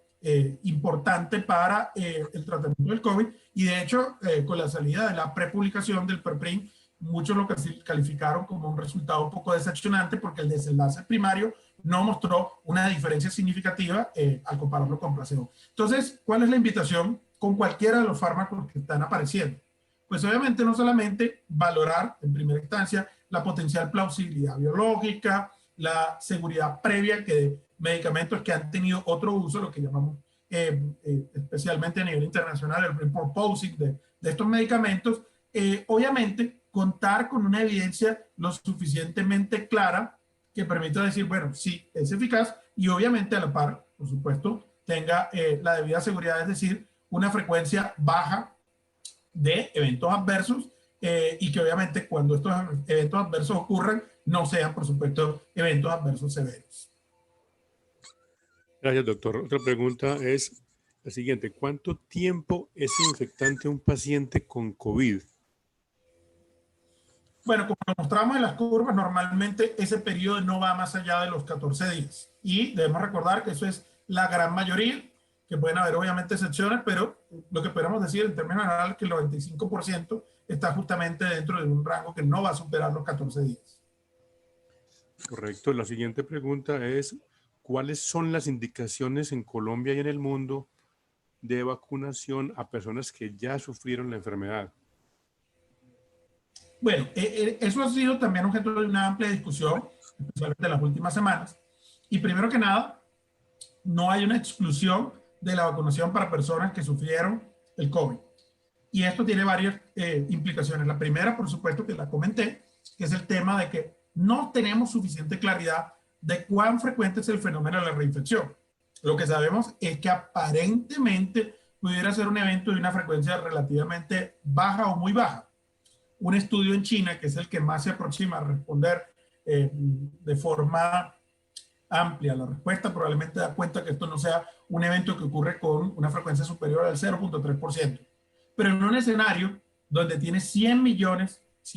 casi 108 al día de hoy, 108 millones de casos, pues esto significa miles de casos. Y en ese sentido, entonces, lo que se ha planteado en general es que las personas que han tenido infección por COVID no deben quedar excluidas de la vacunación. Sin embargo, no serían una prioridad en el sentido, por supuesto, del riesgo de infección. Y por el otro lado, también se ha planteado que estos pacientes que han tenido COVID pudieran ser objeto solamente de la aplicación de una dosis. Eso se está evaluando, de hecho, en detalle en este momento en algunos estudios a nivel mundial, y es un tema que, por supuesto, tendremos mayor claridad durante las siguientes semanas. Gracias, doctor. La siguiente pregunta dice así: ¿qué hemos aprendido de la COVID? ¿Qué ayuda a preservar la vida de los pacientes y qué no ayuda? Bueno, debemos recordar que el espectro de COVID es muy amplio, primero que nada, que va, por supuesto, desde sujetos que son asintomáticos, que tienen la infección y no presentan ningún síntoma, sujetos que presentan muy poca sintomatología, los casos leves, los casos moderados, graves, y en adición a todo eso, como han planteado algunos estudios, incluso una diferenciación de los fenotipos clínicos, es decir, que pueden haber 5 o 6 fenotipos, es decir, que son grupos de parámetros o de comportamientos clínicos que se presentan. En todo ese contexto, entonces, pues, cada uno de esos escenarios tiene implicaciones diferentes, porque como muy bien es conocido, un paciente que tiene una infección, por ejemplo, leve, no va a requerir en realidad mayores intervenciones desde el punto de vista, por ejemplo, terapéutico, para que él, por cuenta natural, de su historia natural, vaya a recuperarse sin ninguna intervención específica y mucho menos desde el punto de vista del uso de un potencial antiviral. Entonces, en el caso de lo que son los pacientes graves, es donde vemos realmente el impacto de medidas, como por ejemplo el uso temprano del oxígeno, o como por ejemplo la posición en la cual es colocado el paciente, el tipo de ventilación que se va a dar, obviamente el uso de medicamentos que puedan controlar la respuesta inflamatoria, como ha sido el caso de la dexametasona, o como ahora se está respaldando mucho mejor científicamente el uso, por ejemplo, de inmunomoduladores como el tocilizumab, y eso en relación pues con la par del conocimiento de lo que ocurre, por supuesto, con la respuesta inflamatoria, especialmente las citoquinas, que pues lógicamente hacen parte pues de todo este cuadro en el paciente que evoluciona hacia formas graves, todo lo que mencionaba desde el punto de vista cardiovascular, la coagulación, el uso, por supuesto, con ello de fármacos para el control de esto. Entonces, eso, por supuesto, tiene impacto y se ha demostrado, tiene este impacto en reducir, de hecho, la mortalidad de los pacientes con COVID-19. Gracias, doctor. Hay varias preguntas sobre las medidas epidemiológicas y políticas para controlar la pandemia. Me voy a permitir dejarlas para la parte final, pues esto que sería como el orden más lógico. Más bien voy a transmitir otras que son más, digamos, de orden más biológico, médico. Una es, ¿las vacunas dan protección para las cepas nuevas? Bueno, cuando hablamos de vacuna en COVID, debemos recordar que no podemos generalizar, porque tenemos ya un abanico muy amplio de diferentes tipos de vacunas y de diferentes plataformas biotecnológicas. Entonces, en ese sentido, ya hay algunos datos de algunas vacunas, como mencionaba el caso de la vacuna Pfizer-BioNTech, que ha tenido algunas evaluaciones ya que se han conocido en publicaciones y prepublicaciones, que son capaces de mantener su eficacia frente a ciertas variantes. Pero como decía anteriormente, va a tener que, por supuesto, hacerse énfasis en los estudios. Y luego nosotros también seguir en reforzar, por ejemplo, la vigilancia genómica dentro de nuestros países, el conocer los escenarios individuales de cada variante y de cada vacuna para ver, lógicamente, si se mantiene la misma eficacia en cada uno de esos escenarios. Correcto. Hay dos preguntas sobre la persistencia. Las voy a leer las dos. Juan Mejía pregunta, ¿qué significa positivo persistente luego de un mes de una prueba PCR positiva en paciente asintomático en su momento y ahora asintomático, motivo por lo cual no puedo viajar a otro país? ¿Es contagioso? Bueno, y la otra de Cristina Guzmán es, si fui positiva en octubre y me realizo una prueba a finales de enero y da nuevamente positiva y sin síntomas, se considera reinfección o otra variante del COVID. Entonces son básicamente el significado de las pruebas persistentemente positivas o repetidamente positivas, incluso con intervalos largos. Sí, de acuerdo. Primero que nada hay que recordar algunas cosas importantes. En relación a la parte clínica, empezando por el tema de los síntomas, cada día conocemos más de algo que pues no, por cuestiones de tiempo, porque como muy bien lo decía el doctor Francisco, son muchas cosas y el tiempo es limitado para hablar de todas ellas. Hay otro elemento que yo no lo mencioné, pero que pues con esta pregunta lo vamos a hacer, es el tema del síndrome post-COVID. El síndrome post-COVID es un conjunto de manifestaciones y de consecuencias clínicas que van a quedar en los pacientes que ya de hecho no tienen verdaderamente infección activa, que ya pasaron por esa fase de los primeros días de la infección, pero que, por ejemplo, por semanas o incluso por meses van a persistir con diferentes hallazgos clínicos. Recientemente, un grupo de la Universidad de Harvard, Emory y México hicieron un metaanálisis de 15 estudios que fueron publicados con relación específicamente al seguimiento a largo plazo y entiéndase lo que significa largo plazo, por supuesto, en el contexto de una enfermedad que tiene apenas un año, a pacientes que tuvieron este síndrome post-COVID. ¿Y qué encontraron? Encontraron una cifra muy preocupante, que puede ser incluso quizá muy elevada y que toca obviamente analizarla con cuidado, y es que el 80% de los pacientes persistían con uno o más síntomas después de las 3 primeras semanas de la enfermedad. Y dentro de esto, el 52% con persistencia de la fatiga. Pero hablamos de fatiga, hablamos de cefaleas, de ansiedad, de depresión, de alteraciones pulmonares, cardiovasculares, de diversa índole. Más de 55 manifestaciones persistentes de diferente índole. Entonces, ¿qué ocurre? Pues en una persona que ha tenido una PCR positiva, pues por una parte, los síntomas pueden persistir independientemente a esto. Pero la persistencia de la PCR positiva en realidad no refleja el estado activo de la presencia del virus como tal activamente en la infección. Y esto ya se ha aclarado. Tan claro es que de hecho, a diferencia de lo que se hacía en el pasado, a los pacientes dentro de la vigilancia rutinaria ya no se les hace 2 PCR, una PCR al principio del diagnóstico y una PCR luego para determinar si está negativo o no. Ya por tiempo, pues simplemente se sabe que el paciente ya no tiene el virus, que luego de 14 días no tiene realmente la posibilidad de aislar, por ejemplo, en un cultivo viral, hacer un aislamiento del virus, la detección del SARS-CoV-2. Y de hecho, que lo que queda entonces, para ponerlo en términos sencillos para todo el mundo, es simplemente parte del material genético que puede quedar presente en el organismo y que puede ser de hecho aún detectable a través de la PCR por varias semanas e incluso en algunos casos, incluso hasta por un par de meses. Y eso no significa que necesariamente el paciente tiene obviamente una infección activa, no es contagioso ni nada de eso, pero sabemos por supuesto que el resultado puede permanecer positivo más allá, por supuesto, de 2 semanas. Entonces, eso es un punto que hay que tener presente. Y con relación y en asociación a esto, con la parte de la reinfección, pues el criterio que se está usando cuando la persona no tiene síntomas es que haya por lo menos 90 días de diferencia entre los 2 episodios. Por ejemplo, una persona que, como se mencionaba en la pregunta, tuvo inicialmente la infección confirmada, si es que fue confirmada, por PCR en el mes de octubre y luego pasa noviembre, diciembre, enero, 3 meses, quizá pudiera estar dentro del tiempo en el cual uno puede empezar a sospechar que eso pudiera ser un caso de reinfección por tiempo. Se requiere confirmar de nuevo molecularmente y de hecho lo ideal justamente para llegar a una verdadera confirmación es haber tenido en el primer episodio también el aislamiento y la secuenciación genética del virus para ver si en realidad es un virus diferente en relación al que ahora se identificaría en el segundo episodio, de nuevo también por prueba molecular y con la secuenciación. Entonces, para el caso de sintomáticos,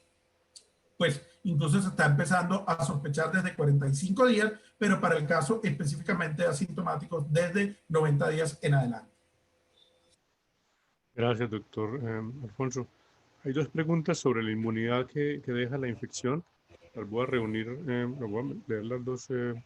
una tras otra para responderlas en una sola respuesta. Marta Isabel pregunta lo siguiente: ¿la IgG reactiva quiere decir que tuve contacto con el virus COVID-19? Y si es así, ¿cuánto tiempo puede durar la inmunidad? Y Olga pregunta, no entiendo con claridad, si alguien ya tuvo COVID, se supone que tiene cierta inmunidad. Entonces, ¿por qué requiere vacunación? Bueno, es un tema muy importante que hay que aclarar con relación, por ejemplo, a la diferenciación de lo que es la detección de anticuerpos IgG y lo que es realmente inmunidad. Cuando una persona tiene infección por COVID, va a desarrollar en unos días, semanas, lo que es obviamente sus títulos de anticuerpos IgG.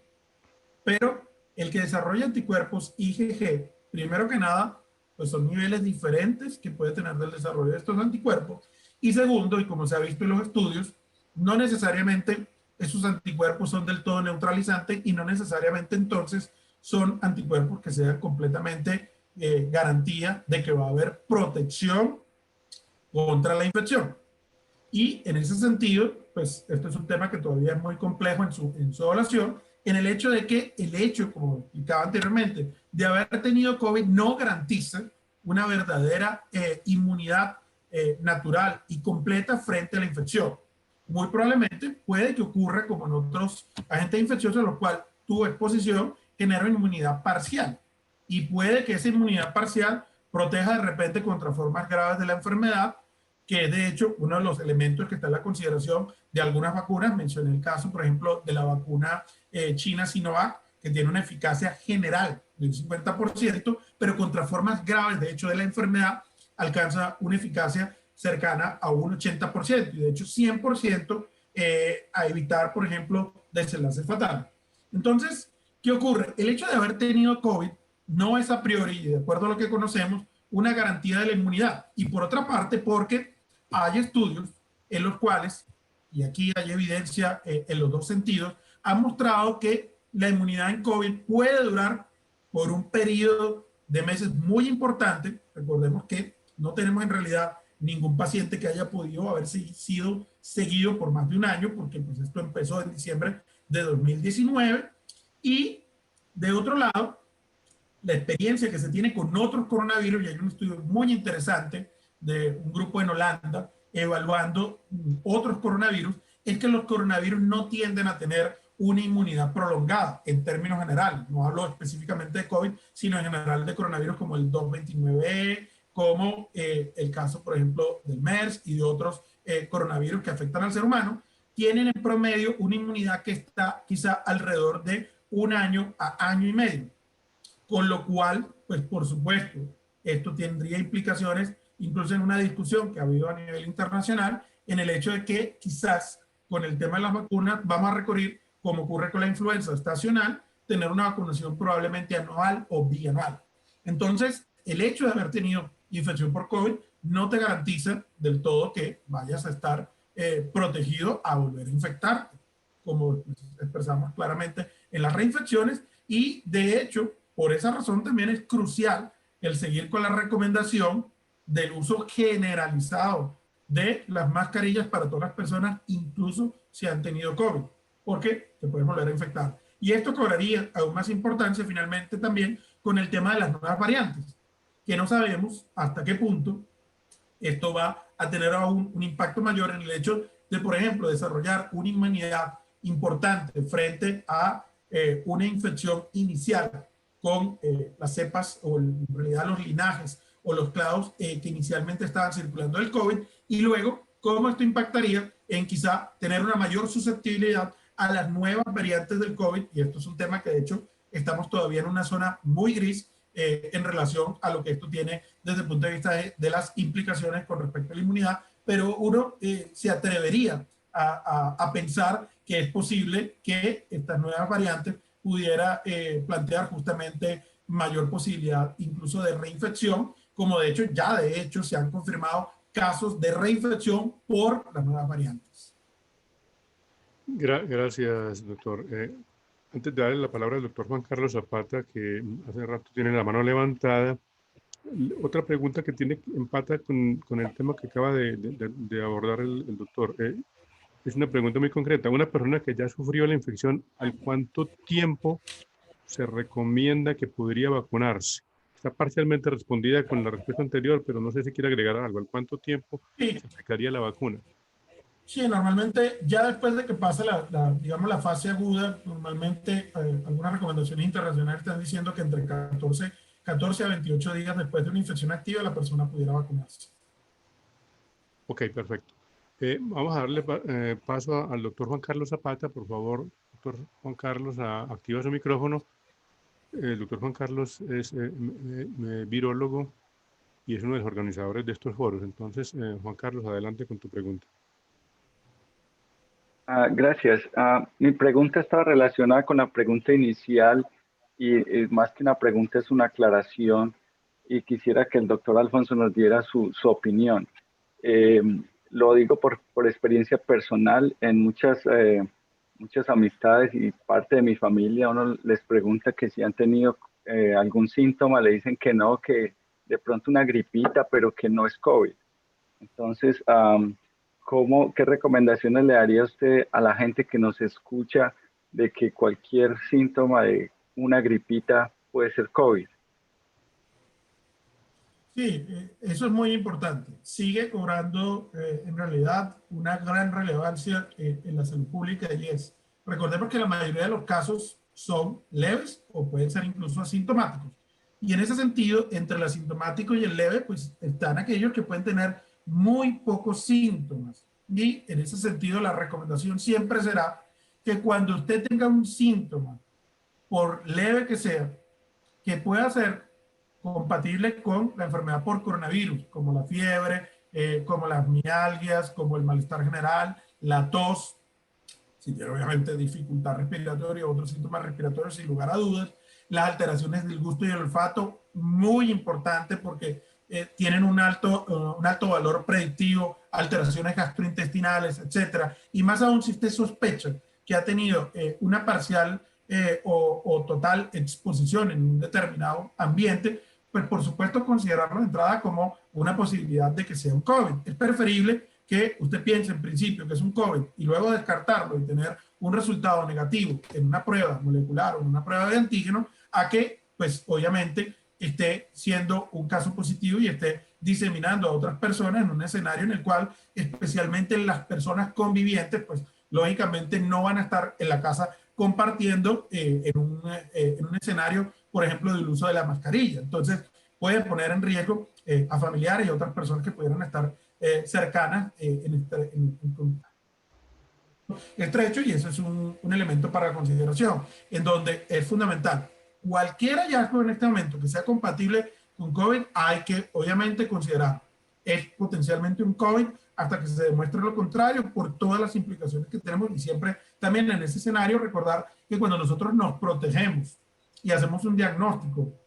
de una condición en nosotros, en este caso del COVID, pues no solamente estamos protegiéndonos nosotros, estamos también especialmente con otras personas que además pueden estar en una situación de mayor vulnerabilidad en ambientes familiares, como el caso, por ejemplo, de las personas mayores de 60 años de edad y con factores de riesgo, que a través de una persona que llega con COVID a la casa, por supuesto, puede generar no solamente uno, sino como se han visto múltiples ejemplos en la práctica cotidiana de familias que incluso la familia entera se ha infectado por consecuencia de un caso que, pues, por supuesto, llegó al hogar portando la infección por el virus de SARS-CoV-2. Correcto, doctor. Muchas gracias. Hay una pregunta muy interesante que tiene que ver con las infecciones asintomáticas. Y dice así, ¿qué se sabe de la genética y la inmunología de los pacientes que desarrollan enfermedades o que desarrollan infección asintomática? Y el asintomático puede tener daños posteriores. Bueno, hay muy poca información todavía desde el punto de vista en general, no solamente en asintomáticos, sino incluso en sintomáticos con respecto a la parte de genética. Se han hecho algunos estudios desde el punto de vista de lo que tiene que ver, por ejemplo, con los grupos sanguíneos, y han habido algunas iniciativas recientes, especialmente de hacer lo que se llama los genome-wide assessment, los análisis desde el punto de vista también genéticos amplios en las poblaciones, Y por ejemplo, se ha visto que algunos grupos sanguíneos pudieran tener ligeramente una mayor propensión a la infección y, por ejemplo, a tener un factor de riesgo incrementado. Pero en realidad la evidencia que hay en este momento no es la suficiente incluso para poder emitir una recomendación que de rutina, por ejemplo, esto se tenga que evaluar ni tomar en cuenta. Es algo que obviamente va a tener que profundizarse en los siguientes meses y años, quizás con respecto también a quizás, por ejemplo, factores a nivel de HLA, etcétera. Y pues el otro aspecto en esa pregunta es con respecto al asintomático. Hay que recordar que aquí hay una diferenciación importante que hay que hacer. Una cosa es ser asintomático realmente y otra cosa es ser un presintomático. ¿Qué quiere decir con esto? Pues que estamos hablando de una persona que está en un punto en el cual aún no ha desarrollado síntomas, pero los puede desarrollar eventualmente. Y en ese sentido, por supuesto, hay que recordar que una persona que es diagnosticada por cualquier razón, por ejemplo, una persona que no tiene síntomas, pero va a viajar y se hace una prueba y sale positivo, esa persona en principio no solamente es un asintomático, sino que pudiera ser un presintomático y esa persona, por supuesto, deben tomarse las medidas de aislamiento en casa, debe estar guardado por 14 días y esa persona hay que estar atento ante el desarrollo, por supuesto, y la aparición de síntomas. Entonces, hay que hacer esa diferenciación. El asintomático puede evolucionar asintomático o puede, por todo el periodo de su infección, permanecer asintomático. Lo que es raro y que no hay, por supuesto, evidencia que lo soporte en este momento, es que un asintomático, sin haber experimentado, por supuesto, ninguna manifestación clínica, vaya a quedar con algún tipo de consecuencia que haya sido hasta el momento detectada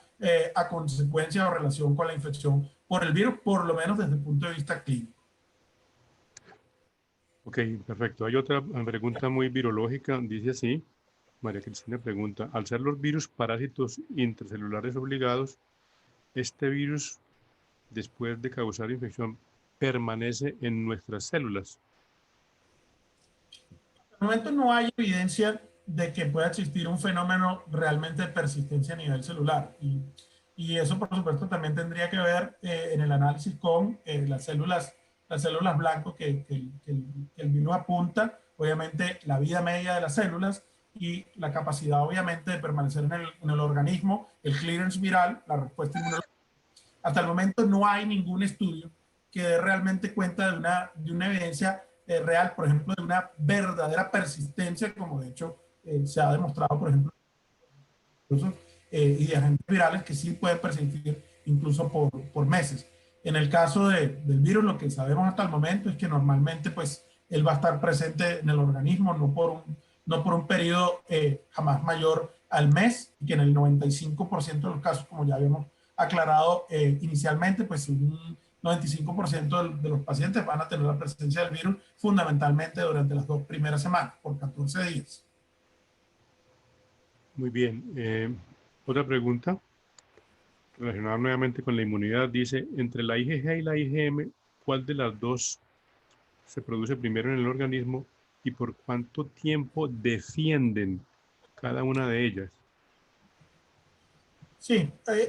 eso ha sido bien interesante porque hay estudios que inicialmente se hicieron con respecto a estudiar la cinética de los anticuerpos y de hecho muchos estudios encontraron de hecho que el caso incluso de algunos datos mostraban que curiosamente, a diferencia de lo que ocurre normalmente en muchas otras enfermedades infecciosas, la IgG podía aparecer en algunos sujetos incluso antes que la IgM. Pero en todo caso, es algo que no es tampoco, digamos, generalizado. Tanto la IgG como la IgM las vamos a ver apareciendo, por supuesto, después del día 10. Y esto es el caso, por supuesto, de la utilidad de las pruebas serológicas que empiezan a tener una sensibilidad importante justamente a partir del día 10 y más particularmente del día 14, cuando vamos a encontrar los mayores picos. Ahora, con respecto a la detección de anticuerpos, pues sí hay una diferencia muy importante desde el punto de vista de la caída de la IgM, que suele estar después de la semana 3 teniendo una caída muy considerable con persistencia por unas semanas adicionales, Y en el caso, por supuesto, de la IgG, como es de esperar, que tiene una persistencia, por supuesto, mucho más prolongada por muchísimo más tiempo. Correcto. Ya nos vamos acercando al final. Voy a resumir las preguntas que tienen más que ver como con medidas de salud pública y con actitudes que deben tomar las autoridades de salud. Una de ellas es,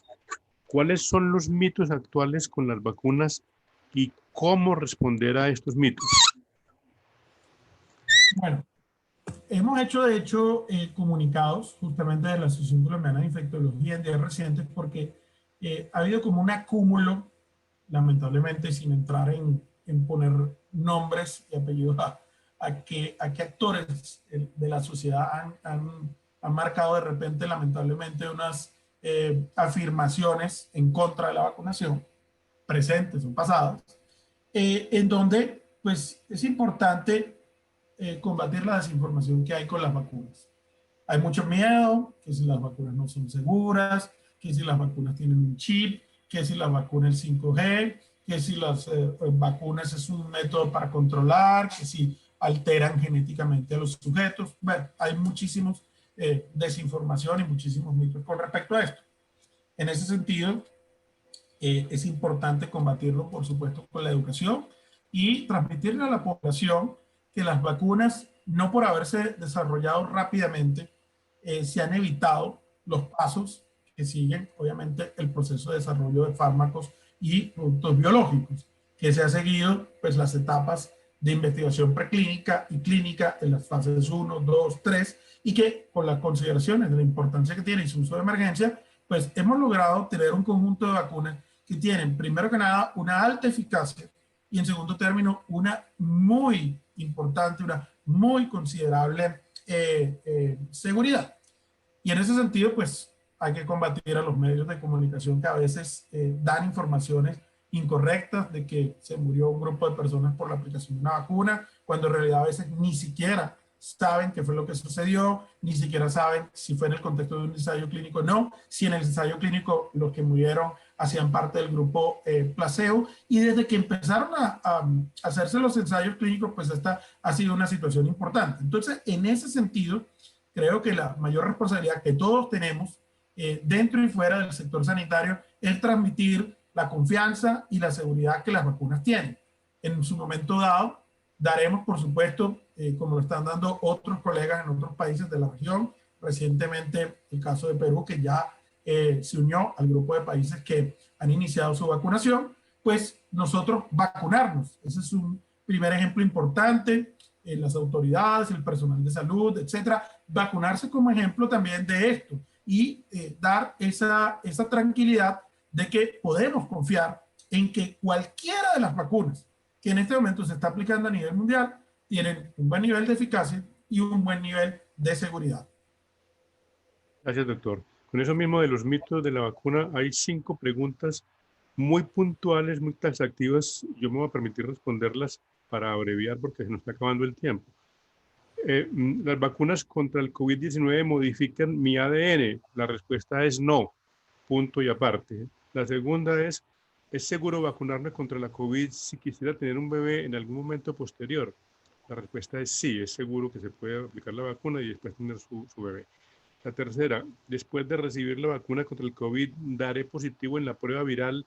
del COVID-19? En la prueba viral, pues en la prueba de PCR no va a dar positivo, pero en la de anticuerpos sí podría dar positivo dependiendo del tipo de antígeno que esté en la prueba.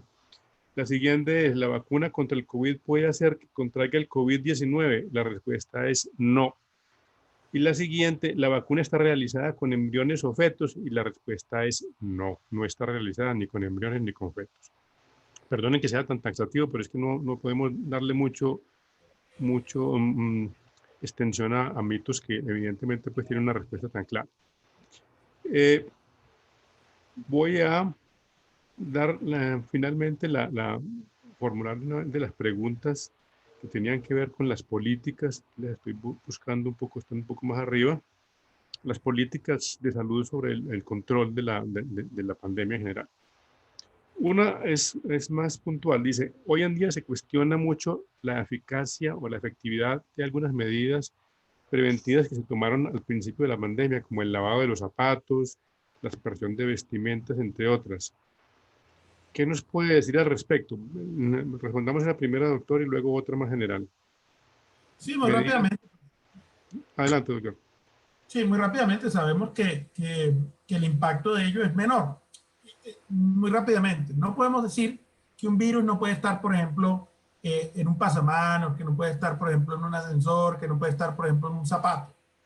Pero ese mecanismo de transmisión es significativamente menor en importancia que el que tendría, obviamente, tiene la transmisión respiratoria. Entonces, ¿qué es lo importante? Enfocarse en lo que es importante y recordar que de todas maneras ninguna medida puede desestimarse inicialmente, sobre todo en una enfermedad que es nueva, por lo cual pues hemos ido aprendiendo mucho a lo largo del tiempo y donde además debemos recordar que la intención de las medidas es aplicarlas de forma integral. Yo no hago nada, por ejemplo, con lavarme mucho las manos, sino uso, por ejemplo, las mascarillas en la calle. En las mascarillas cuando estoy, por ejemplo, en un transporte, cuando estoy, por ejemplo, en un centro comercial. Es decir, las medidas hay que usarlas integralmente. El distanciamiento, el lavado, el uso de la mascarilla. Entonces, integralmente, reduce las posibilidades, obviamente, de la transmisión y eso es finalmente lo importante. Entonces, ya para terminar, otra más general también sobre las medidas preventivas. ¿Qué políticas a nivel local se podrían implementar para promocionar la salud de la población a partir de las nuevas investigaciones? Bueno, la pregunta es, por supuesto, bastante amplia, ¿no? Pero tendríamos que hablar de prevención y de promoción, que serán, por supuesto, pilares fundamentales de la salud pública en general para el COVID y para cualquier enfermedad. Y en ese sentido, quizá uno de los esfuerzos importantes que ahorita tendríamos que tener presentes, como yo lo mencionaba, basado además en datos que soportan su importancia, es el esfuerzo que tenemos que hacer especialmente en educación. La educación, por ejemplo, con el tema de la vacuna. Es preocupante, por ejemplo, los datos que arroja la encuesta del DANE, que en una ciudad tan importante, la tercera del país, como es el caso de Cali, el 60% de la población tenga intención de no vacunarse. Eso tiene un impacto muy notable y obviamente hay que revertir esa situación con educación, llegar masivamente a la comunidad y, como decíamos anteriormente, pues enfocarnos mucho no solamente en el mantenimiento de la prevención, que en este momento se hace a través de las medidas ya conocidas, sino también empezar a hacer un énfasis muy importante de cómo va a tener la vacunación un impacto favorable en la vida de la población, como mencionaba lo que ha sucedido en Israel, y en particular, pues como es lógicamente, pues la situación desde el punto de vista de la eficacia y la seguridad que tienen las vacunas, garantizando, por supuesto, un beneficio tanto individual como, por supuesto, colectivo. Muchísimas gracias, doctor Alfonso Rodríguez Morales, por toda su presentación y por sus respuestas a las preguntas tan concretas y tan completas. Yo voy concluyendo mi labor como moderador de este foro y le voy a pasar la palabra a Alonso Jaramillo, comunicador de la Escuela de Microbiología, para que haga el cierre de la actividad y que dé los últimos puntadas a la presentación y a las probablemente a las futuras actividades de este tipo de foros. Alonso, adelante con tu cierre de la actividad. Gracias, profesor Javier. Gracias, profesor Alfonso Rodríguez. Creo que es muy importante, muy relevante la información que nos ha compartido el día de hoy. Nuestro interés es precisamente llegar a públicos de la sociedad, de la comunidad, públicos académicos, públicos gubernamentales que tomen decisiones alrededor de esta información que usted nos ha brindado el día de hoy de forma tan contundente. Muchas gracias y seguramente tendremos la posibilidad en el futuro de volver a buscarlo, pues para que nos indique otros asuntos que seguramente vamos a estar encontrando con las nuevas investigaciones. Bueno, muchas gracias, profesor. Al profesor Javier, muchas gracias por su contundencia también en las respuestas a algunas preguntas que indudablemente es necesario tomarlos en ese sentido. Mitos que hay que de una vez empezar a aclarar claramente como usted lo hizo. La semana entrante seguiremos con otro foro. Vamos a hablar de crisis en salud, crisis hospitalaria, crisis o alerta sanitaria, expansión de los servicios, comités de ética, toma de decisiones, la atención en salud, qué es lo que se ha hecho, qué no, lo que no se ha hecho, la relación con el personal de salud. Creo que es fundamental también que esté dentro de lo que son los temas prioritarios de la pandemia y específicamente de este foro. Los invitamos y las invitamos para que estén dentro de 8 días a la misma hora, 10 de la mañana y de 10 a 12 del día. Estará invitado especial pues, respecto a lo que significa pues, este tema, profesor Luis Alberto Martínez Saldarriaga, odontólogo de la Universidad de Antioquia, coordinador de la Mesa Antioquia por la transformación del sistema de salud colombiano, docente universitario, y estará moderando el foro la profesora Mónica Lopera, quien es profesora pues, de la Facultad Nacional de Salud Pública, Héctor Abad Gómez, y quien es también especialista precisamente en los temas de salud pública. Y esperemos que puedan también usar estos videos, estas grabaciones en sus labores académicas, en las labores de toma de decisiones en lo público. Por eso es que estamos invitando también en general a la comunidad que tiene que hacer alguna labor educativa, como lo mencionaba el doctor Alfonso Rodríguez, para poder evitar algunos asuntos pues, que indudablemente pueden impedir la solución adecuada a esta problemática de SARS-CoV-2. Muchas gracias, feliz tarde para todos, nos vemos dentro de 8 días. El video queda alojado en la plataforma de YouTube de la Escuela de Microbiología y en la página de Facebook Live de la Universidad de Antioquia. Feliz tarde, muchas gracias. Feliz día. Feliz tarde.